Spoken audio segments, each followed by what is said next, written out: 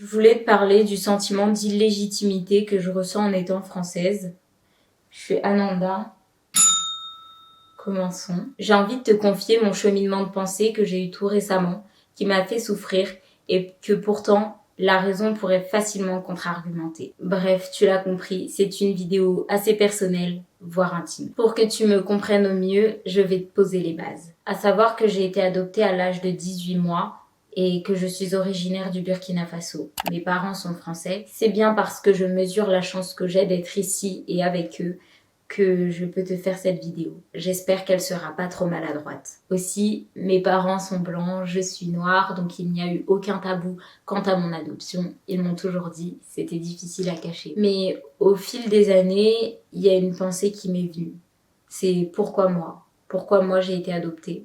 Pourquoi dans cette pouponnière, alors qu'il y avait plein de petits nourrissons, et c'est moi qui ai été choisie. Même si je sais que c'est la législation qui en a décidé ainsi, j'ai toujours cette petite pensée dans la tête. D'un côté, je me disais quand même que je n'étais pas à ma place. Bref, maintenant que tu sais ça, sache aussi que pendant les 7 premières années de ma vie, j'ai habité à Paris.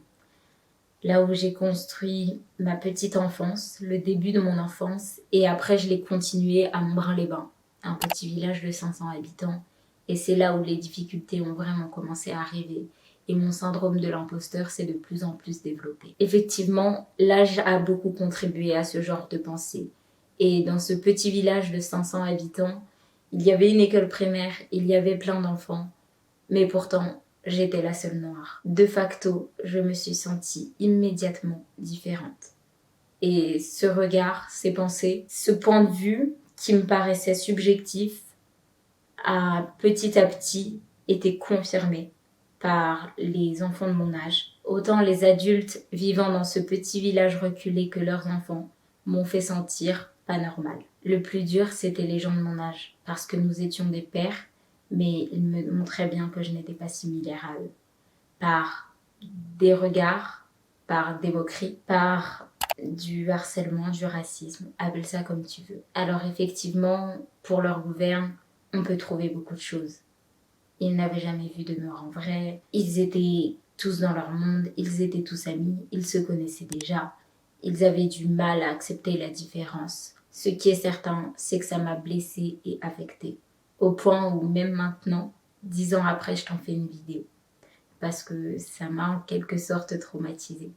C'est ce qui fait que dans mon quotidien, j'ai certains comportements qui sont différents, qui sont pas sains pour moi. Ma couleur de peau n'est pas le seul facteur qui fait que je ne me sens pas française.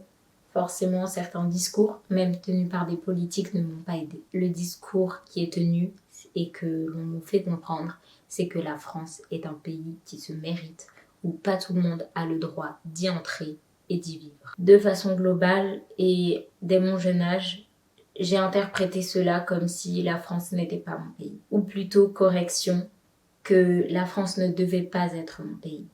Je vais te donner quelques exemples de phrases qui m'ont marquée et dont je me souviens très bien. Forcément, les remarques stéréotypées, comme quoi le français doit avoir une apparence, un physique particulier à jouer dans ces amalgames. En te disant ça, ça me fait penser à une remarque que m'a fait le médecin traitant qui me suivait avec ma mère il y a 4 ans de ça.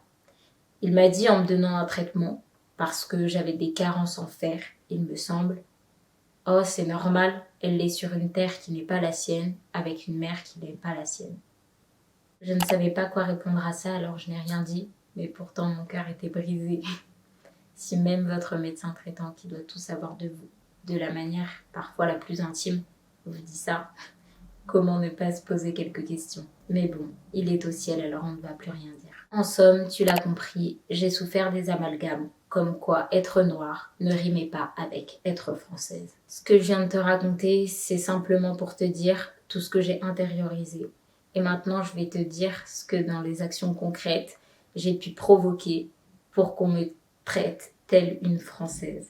Et tu vas voir, ça craint. Parce qu'après toutes ces réflexions, je me suis dit qu'il fallait que je prouve que je mérite la France. Alors, j'ai commencé par avoir quelques comportements prouvant mon appartenance à ce territoire. Et oui, je disais à ceux qui n'ont jamais visité la capitale que j'y avais habité pendant 7 ans, alors que eux n'y avaient jamais mis les pieds. Je pense qu'inconsciemment, c'est ce qui fait que j'aime beaucoup, beaucoup Paris et que j'ai un lien très fort avec cette ville. Au-delà du fait que c'est l'endroit où je me suis sentie la plus intégrée et la moins différente. Ensuite, il y a une habitude que j'ai commencé à prendre, qui n'est pas mauvaise, qui m'a fallu beaucoup de réflexion, mais dont j'ai toujours été fière, et même jusqu'à présent.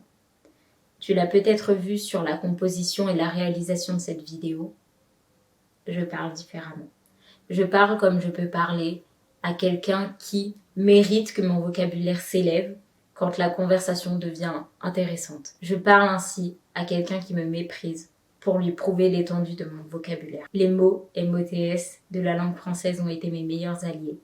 Parce qu'avec une famille française pure souche, j'ai eu la chance de me forger un vocabulaire qui m'a permis de les faire taire. Tu verras que malgré ça, j'ai pu finir perdante dans ce défi à la langue française, mais en tout cas, c'est ce qui m'a permis de prouver ma légitimité à ce beau pays. Parce que sans détour et avec beaucoup de fierté, je peux te dire qu'à peine 10 ans, je parlais bien mieux le français que tous ceux qui me critiquaient. Parce qu'effectivement, j'ai développé un amour pour la langue française, ses mots, ses métaphores, ses complications, mais je le faisais aussi savoir à l'écrit.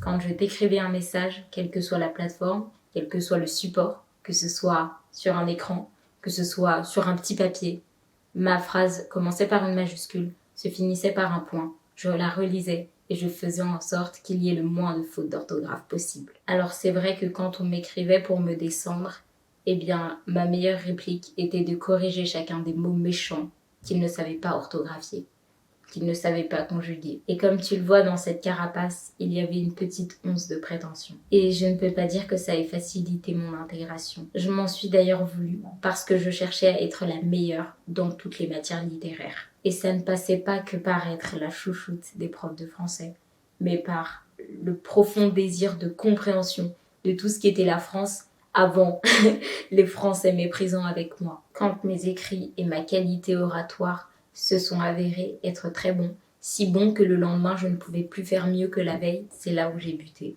Parce que je ne pouvais pas m'améliorer, que je n'acceptais pas de rendre quelque chose qui soit de moins bonne qualité que ce que je venais de produire auparavant. Ainsi, plus la barre était haute, plus je l'élevais dès que j'y arrivais, plus je m'en voulais tant que je ne pouvais pas l'atteindre. Et malheureusement, c'est ce désir de perfection qui a mené à ma perte, ou en tout cas au fait que je n'ai pas pu obtenir mon bac de français cette année. Tu sais, ma passion pour la langue de Molière est allée si loin que pendant longtemps, je me suis questionnée sur le fait que je pourrais peut-être être prof de français. Vu mes dernières notes, je me suis ravisée. Mais c'est vraiment un métier que j'aurais aimé faire. C'est un métier où toutes les personnes que j'ai rencontrées m'ont beaucoup marqué. J'ai beaucoup aimé tous mes profs de français. Bon, une plus que d'autres. Mais bref, à ce sujet, j'aimerais bien écrire un petit SMS à mon ancienne prof de français pour lui demander si c'est possible,